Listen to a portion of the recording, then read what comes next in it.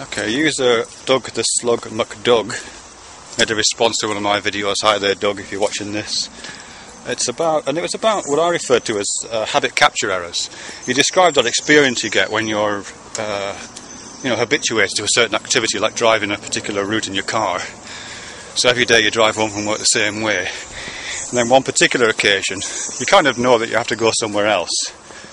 But part of the route is the same, so it's got some shared features to the route you take habitually. And if you do that, what often happens, and I've done it all the time, is that you find yourself putting the car in your driveway, thinking, how did I get here? I was supposed to be going to the shop to get some milk or whatever, because the normal habit pattern, the normal physical schema that every day takes you home, that's engraved in great detail in your landscape of your brain, has taken over, and the bagatelle ball of your activity stream has kind of just followed this regular route and taken you home. I've heard them, as I say, referred to as habit capture errors. We make mistakes, and those mistakes are due to habits that are engraved in our consciousness, not only in our consciousness, but engraved in our activities, capturing our behaviour, as if these are kind of strange attractors pulling us in. Other examples that I've certainly come across, and I've read about in some of the literature, is things like phone numbers, and I do this again all the time. If you've got a phone number that's quite similar to an old phone number, and someone asks you it, quite often you'll say your old phone number. My phone number changed about 8 years ago, and the last 3 digits changed from 495 to 129. But the number of times that I say my old number, and then I have to stop myself and say, no, it's not those last 3 digits, it's 129 at the end. Just because the physical schema of my kind of vocalising that number, it's not even to do with knowing it, it's to do with saying it or something, or retrieving it. It just comes out, you know what I mean? The intonation pattern of making those sounds, and the feeling of those words, the words that represent those numbers, coming across my vocal cords. It's just like the song finishes itself, you know what I mean? Just like the song finishes itself. I suppose it's also a bit like that phenomenon. I don't know if anybody else gets this. Maybe people get it less now with iTunes rather than old albums. But if you collect vinyl, I used to collect vinyl, or even with CDs, I guess, you play a track, and if you keep playing the album over and over again, and you play a track on the album, or you hear a track from the album, you can hear in your mind the first few bars of the next track. I don't know if it's maybe that doesn't make any sense to anybody else, but I can certainly do that. The songs which I can hear come to an end, but my brain is playing the first few tracks of the next first few bars of the next track on the album. So that happens as well. Now, again, I think it's a kind of capture error. I think my brain is capturing and reproducing and simulating for me what usually happens in that situation, even though it doesn't actually correspond to my present experience. As I say, it's simulated. The other one, which is slightly dodgy, I guess, and which I have to say I have not experienced this for well over 18 years, because I've been married for 18 years. But I did have a relationship with someone many years ago, and that finished, and it was quite a serious and long-term relationship, but it finished. And then a few weeks went past, and I made a new lady friend, got a new girlfriend. But the first time we were in bed together, a bit embarrassing this actually, first time we were in bed together, in the heat of the moment, I said this other woman's name, which is like the most embarrassing thing you can do, and it's so insulting in a way. But, and of course you apologise profusely, at least I did. But I think I can honestly say that I wasn't really thinking about this other woman. I don't think I was. I mean, you could say it was subconscious, and maybe it was, I don't know, but I'd say it had been tailing off for a long time. I wasn't heartbroken, that kind of thing. I think it was another capture error. I was in a situation, not just physically, but also emotionally and kind of viscerally, and an unusual situation, particularly in as much it wasn't the kind of thing that happened every day. And part of that schema, that set of activities, that script, was me vocalising this particular name. which of course was deeply inappropriate.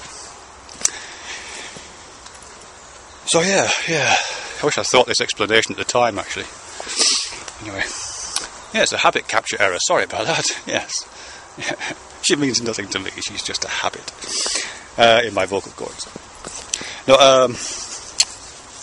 so yeah, the habit capture errors. I mean, where I'm interested in with that, because I guess I'm trying to find out a way to unpack this will thing and rehearsal thing. There's some really interesting aspects to that. Firstly, the habit capture. How do you go about setting up a habit? And secondly, oh no, I'll just do with that. So how do you go about setting up a habit? I mean, those instances I've mentioned, the saying your phone number because it or driving the car home from work, or having sex with your girlfriend. I mean, these aren't things I'd assume that you consciously set out to learn. I mean, you might learn the way home from work, but you don't think of it in those terms. You don't set out to learn these things, you just repeat them over and over again, don't you? You just repeat them, and the repetition just sets up as I say, some kind of physical schema, some kind of schematic representation in the activity structures of your brain, I assume. And that's that activity pattern, that schema, is a kind of script that once it's initiated, just plays itself out. And if you're not careful, plays itself out complete with in inappropriate circumstances. So you can set up one of those by just habit, just doing something over and over again. We know that you can set those up by consciously rehearsing an activity. Like I talked a little bit once about learning kata in karate. You know, you consciously set up a fairly unnatural set of moves. You know, and you repeat them over and over again, and you monitor them while you're doing them. You have other people as instructors and trainers monitoring you so you get them right. And you keep doing them until they are engraved in the landscape of your mind, so that at certain points they act as habits, and you don't need to think about them; they just instantiate themselves. The script plays out. You've learnt that script consciously. And similar, just things like lines. You know what I mean? I used to be in the theatre and still teach in theatre, and although I wasn't in many plays with lines you can learn, I did a little bit of that, and that's one of that things. You know, you overlearn the lines, really. You overlearn them because obviously you can't be thinking about what the next line is when you're actually performing. That has to be completely automatic. So yeah, it's a similar kind of thing. I think you set up a conscious process of learning that then becomes part of a habit that can be captured for good effect. But I think we also do that. Oh yeah, third one, visualization. I don't think you actually need necessarily to do the activity to set it up as a pattern. I mean, there's a whole set of activities and training activities around the concept of visualization, where I know they do it in things like tennis. My kids learned how to do a backflip on a trampoline using this method. You know, I've used it myself for various different things, where you visualize in as much detail as possible the activity that you need to do over and over again. This is particularly useful for activities that you can't easily do in the flesh. You know, so you would visualize doing it, and I don't just mean visualize in terms of what it looks like. I mean visualize in a fully embodied sense. You know, what it feels like, what the weight distribution would be in your body whilst you're doing it, what your eyes would be doing. Phoebe, go this way. You know, so you get as fully embodied a picture as you can, and really trying to feel it and sense it in as multi-sensory way as you can. So you visualize it, and you keep doing that over and over again. And then there's a lot of evidence to suggest that again sets up some kind of activation pattern. Just because, you know, visualizing and a physical activity does use the same brain structures as the activity itself. It just doesn't use the motor components. So you'll learn that over and over again. It sets up the script for this physical schema associated with activity, and then when you do it, it's much easier to reproduce, because there you are, you've got a physical script in your brain that can be captured, just like a habit pattern can be captured. Okay, and lastly, I think, and this is related to that I was just saying about visualization, I think we also do that anyway. I mean, that's a conscious process, visualization. You know, you sit down, or you consciously just think, I'm going to visualize this activity now in order to be better at the activity when I actually do it in the flesh.